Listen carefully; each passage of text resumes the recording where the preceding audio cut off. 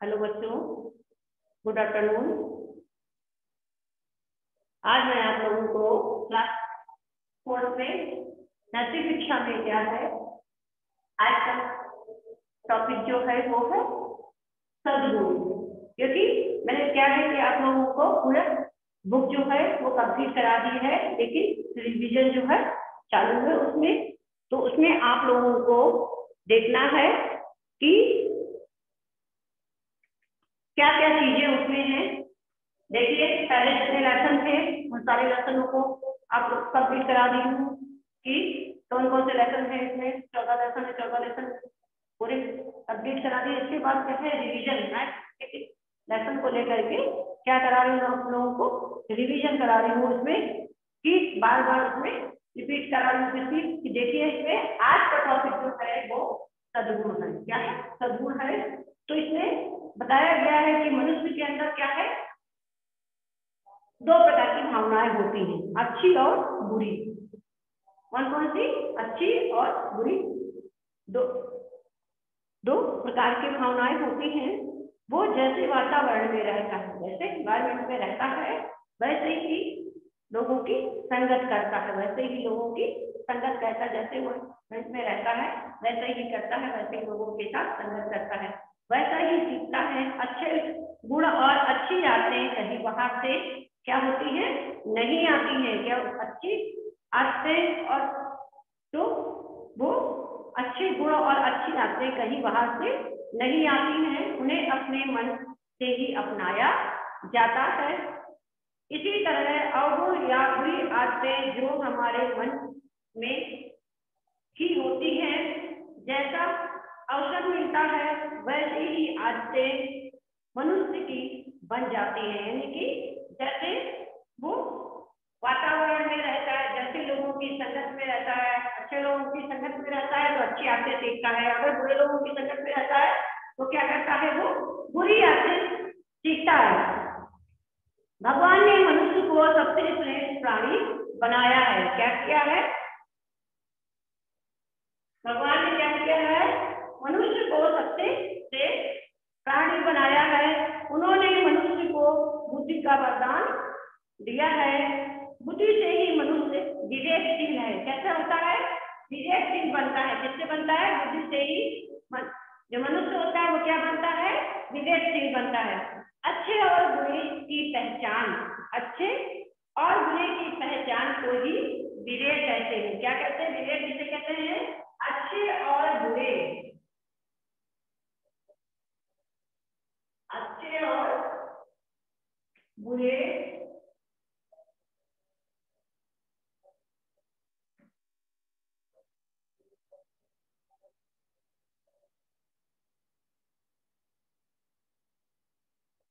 की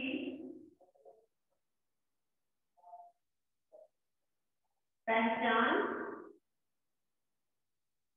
को ही विवेक कहते हैं।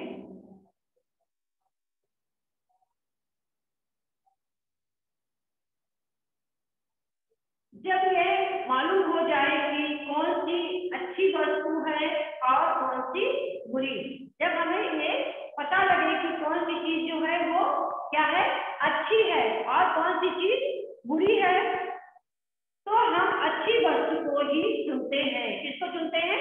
हम हमेशा क्या है, अच्छी वस्तु को ही चुनते हैं। जब हमें ये मालूम हो जाए कि कौन सी वस्तु जो है वो क्या है, अच्छी है और कौन सी वस्तु जो है बुरी है, तो हम किसको चुनते हैं? हम हमेशा अच्छी वस्तु को ही चुनते हैं। अगर बुद्धि ना हो तो मनुष्य और अन्य पशु पक्षियों में अंतर नहीं। बुद्धि पशु पक्षी भी खाने पीने और सोने का काम करते हैं। क्या है कि बुद्धि ना हो तो मनुष्य और अन्य जो पक्षी हैं उनमें क्या अंतर रह जाए।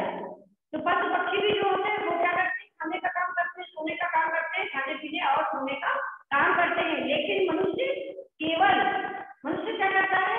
केवल खाने पीने का ही और सोने का काम नहीं करता। उसके पास बहुत क्या होते हैं? गुण होते हैं।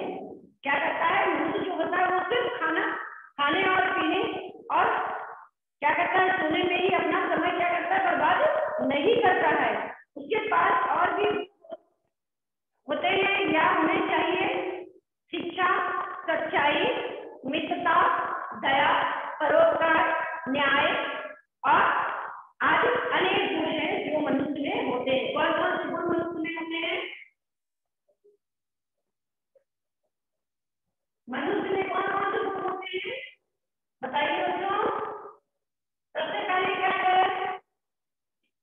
शिक्षा और सच्चाई, मित्रता, दया,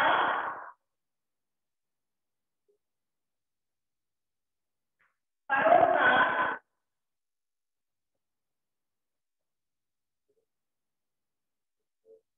और क्या है? न्याय।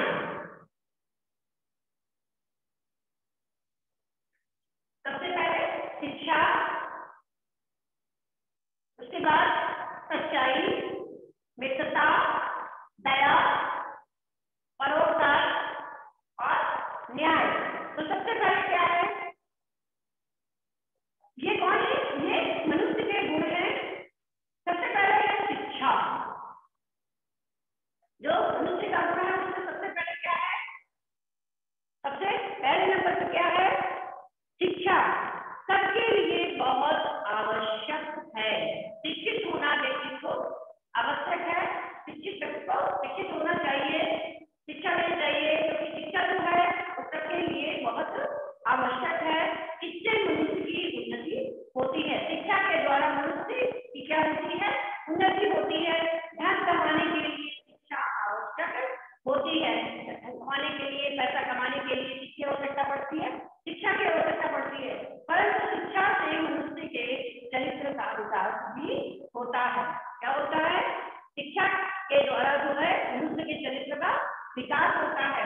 अनपढ़ भी पढ़ लिख कर अज्ञान को दूर कर महान पुरुष बन सकते हैं। यानी कि जो पढ़े लिखे नहीं है वो भी पढ़ लिख करके अच्छे महान पुरुष बन सकते हैं, अपने सब दूर करके।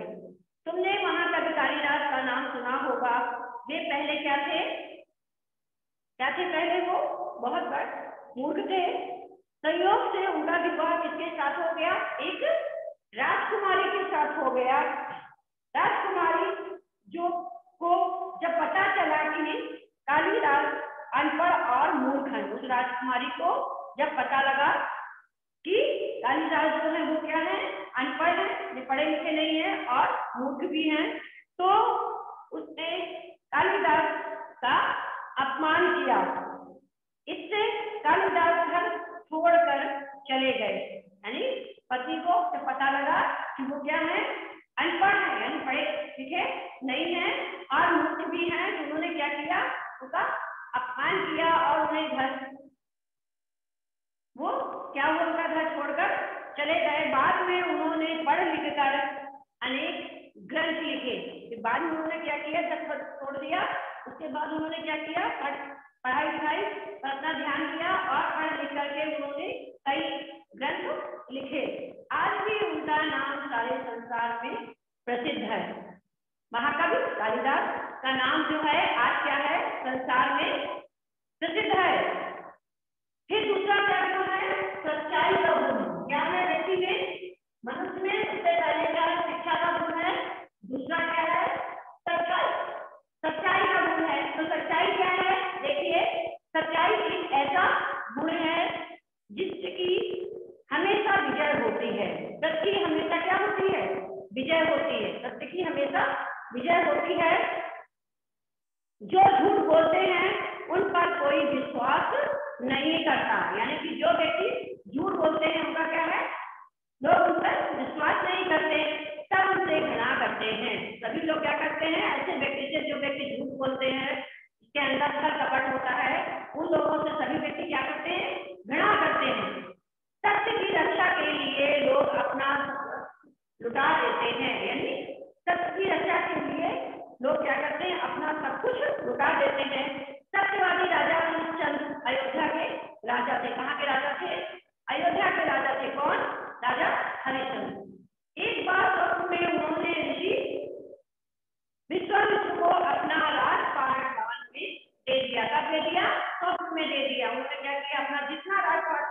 को दे दिया, विश्वामित्र को अपना राजपाट दे दिया। दूसरे दिन सचमुच ऋषि राजा के दरबार पर में आए। राजा ने अपना उन्हें सुनाया, जो उन्होंने सपना देखा था उन्होंने वो सपना उन्हें सुनाया। ऋषि ने कहा सर्व दान के बाद दक्षिणा भी देनी चाहिए। जो दान में दे दिया है लेकिन उसके बाद भी क्या करना चाहिए, दक्षिणा भी देनी चाहिए। पर राजा तो सब कुछ दान कर चुका था। क्या किया था, राजा ने पहले से सब कुछ दान में दे दिया था। राजा को सत्य की रक्षा के लिए अपना राज छोड़कर जाना पड़ा। उन्होंने अपनी पत्नी और बेटे को भी क्या किया था, बेच दिया था और खुद एक संस्थान में काम करने लगे थे। उनके बेटे की मृत्यु हो गई। रानी पुत्र को लेकर कहाँ गई, संस्थान गई। राजा ने से मटक कर मांगा, रानी के पास कुछ नहीं था। मटक कर मांगा उसने, लेकिन रानी के पास देने के लिए कुछ भी उस समय नहीं था। उसने अपनी आधी साड़ी फाड़ कर देनी चाहिए।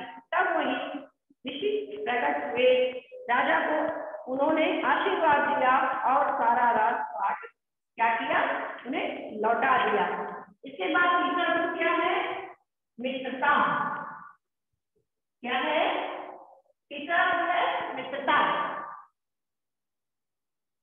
सच्चा मित्र अपने मित्र को हर समय रक्षा करता है। जो सच्चा मित्र होता है वो क्या है, हर समय की रक्षा करता है। विपत्ति के समय में का साथ नहीं छोड़ता, यानी कि जो भी उसके सुख में रहता है और जब उसे आपत्ति पड़ती है तो उसका सहयोग करता है, उसकी सहायता करता है, उसे अकेला नहीं छोड़ता है। कृष्ण और सुदामा बचपन के मित्र थे। बाद में कृष्ण को द्वारिका के राजा बन गए, सुदामा गरीब ही रह गए। कृष्ण तो आगे राजा बन गए द्वारिका के, लेकिन जो उनके मित्र थे और सुदामा वो क्या रह गए, गरीब रह गए। एक बार पत्नी के कहने पर सुदामा कृष्ण के पास गए। कृष्ण ने सुदामा को बिना बताए उनके लिए महल बनवा दिया। यानी उन्होंने कहा नहीं, लेकिन उन्होंने उनके लिए रहने के लिए क्या बनवा दिया, महल बनवा दिया। घर को धन धान्य से भर दिया। कर्ण और दुर्योधन भी आपस में क्या थे, मित्र थे। दुर्योधन ने कर्ण की मदद की। बाद में कर्ण को जब ये मालूम हो गया कि वो पांडवों का बड़ा भाई है जो कि दुर्योधन के शत्रु थे, तब भी कर्ण ने दुर्योधन का साथ नहीं छोड़ा। उसका साथ निभाते हुए कर्ण युद्ध भूमि में अर्जुन के द्वारा क्या किया गया, मारा गया। इसके बाद है दया। क्या है, चौथा गुण क्या है, दया। दया दूसरे के दुख को देखकर उसकी सहायता करनी चाहिए। गरीब, असहाय, बीमार और वृद्ध लोगों की क्या करनी चाहिए, हमेशा मदद करनी चाहिए, उनको सहयोग करना चाहिए। केवल लोग ही नहीं, पशु पक्षियों पर भी क्या करना चाहिए, दया करनी चाहिए हमें। कुछ लोग खुद तो सुई या कांटा चुभने पर भी चीखने चिल्लाने लगते हैं, पर दूसरों को दुख देने में उन्हें बड़ा ही आनंद आता है। क्या है कि अगर उन्हें दुख कष्ट होता है तो क्या होता, वो उसको चीखने चिल्लाने लगते हैं, लेकिन अगर वो दूसरों को वो दुख देने में उनको बहुत ही अच्छा लगता है। कुछ लोग अपने से कमजोर जंतुओं को सताते हैं, उन्हें मारते पीटते भी हैं। कभी कभी तो धर्म के नाम पर लोग पशुओं की बलि भी चढ़ाते हैं। कुछ निरीह प्राणियों की हत्या भोजन के लिए भी की जाती है। यानी कुछ लोग क्या करते हैं, लोग जो है उन्हें प्राणी की जो प्राणी होते हैं उनकी क्या करते हैं, वो हत्या करते हैं और उनको अपना भोजन बनाते हैं और भोजन के लिए भी करते हैं। भगवान बुद्ध, महावीर आदि कई महान लोगों ने अहिंसा का उपदेश दिया। अहिंसा परम धर्म से बात है। क्या है, परोपकार।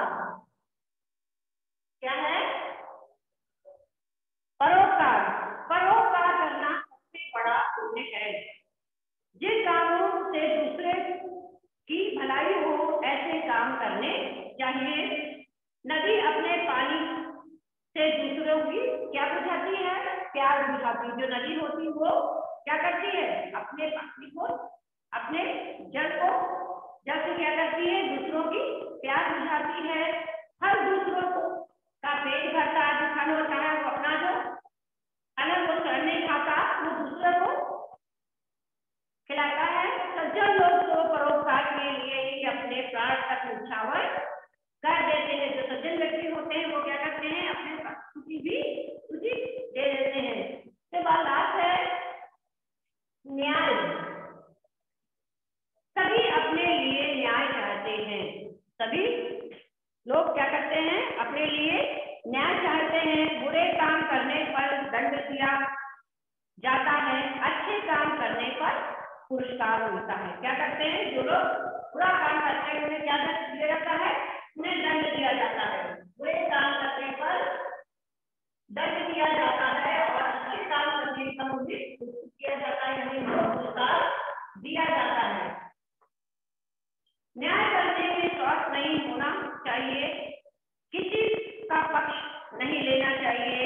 गलती करने वाले चाहे कितना ही सगा अपना रिश्तेदार या मित्र क्यों ना हो, सजा से उसे बचाना नहीं जाना चाहिए। यानी कि चाहे सबसे पहले क्या इसमें बुरे काम करने वालों को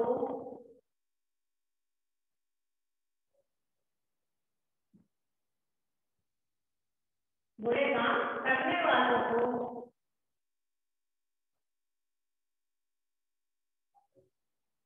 दंड देना चाहिए।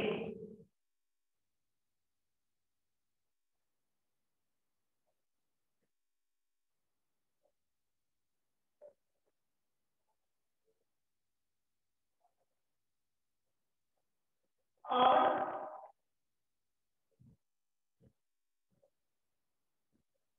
अच्छे काम करने वालों को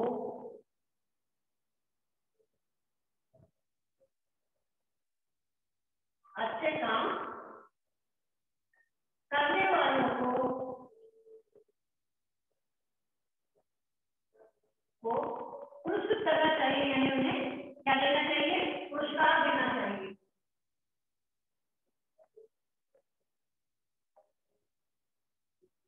पुरस्कार देना चाहिए।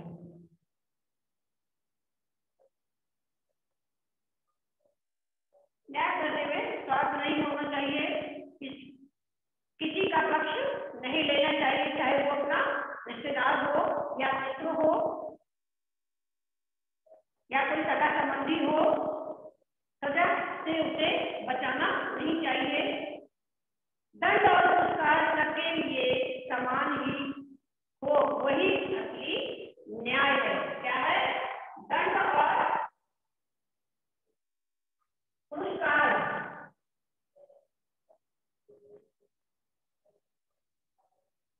दंड और पुरस्कार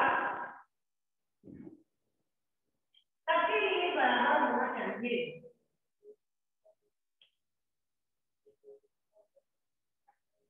सबके लिए क्या होना चाहिए? बराबर होना चाहिए।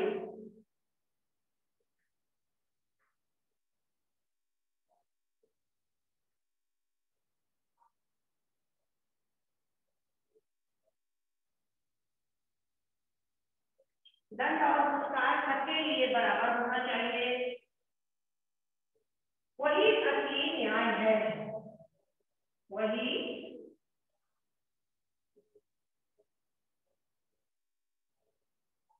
असली न्याय है। जहांगीर न्यायप्रिय राजा था। एक बार रानी नूरजहां ने एक आदमी को तीर से मार दिया। किससे मार दिया? तीर से मार दिया। उस आदमी की पत्नी राजा के पास फरियाद लेकर आई।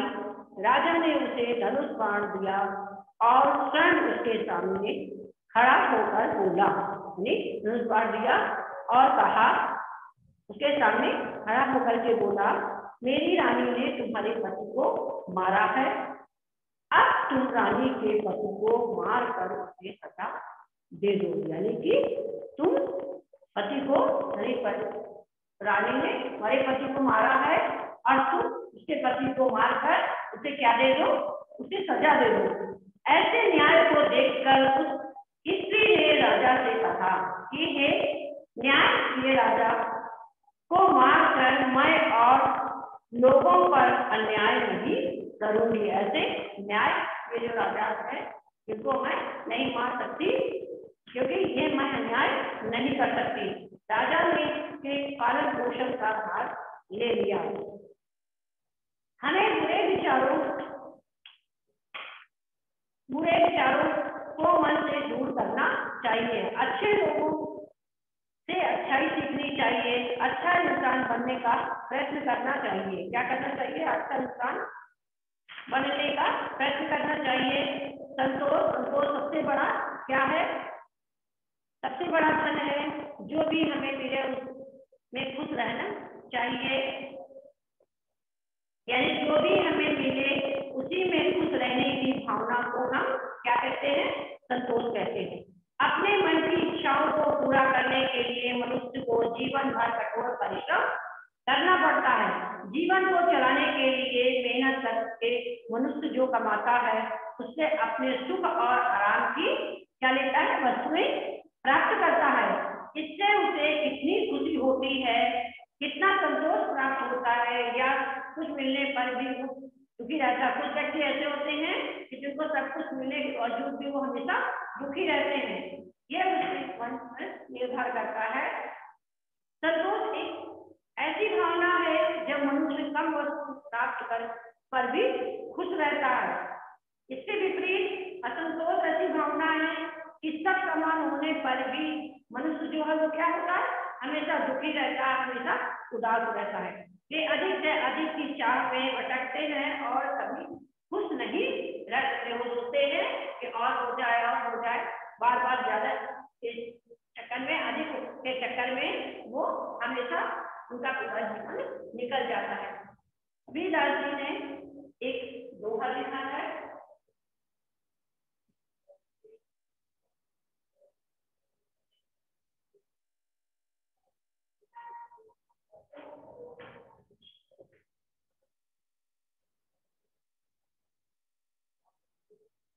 कबीरदास जी ने लिखा है, साई इतना दीजिए, साई इतना दीजिए,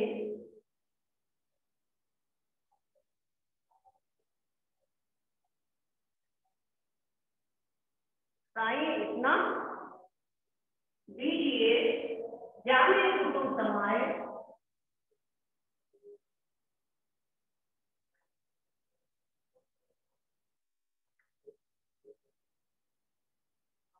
जाने कुटुंब समाए, मैं भी भूखा ना रहूं,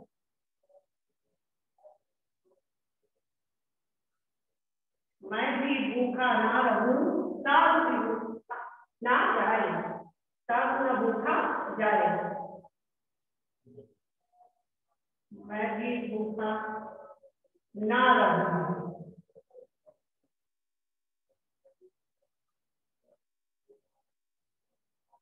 साधु ना भूखा जाए।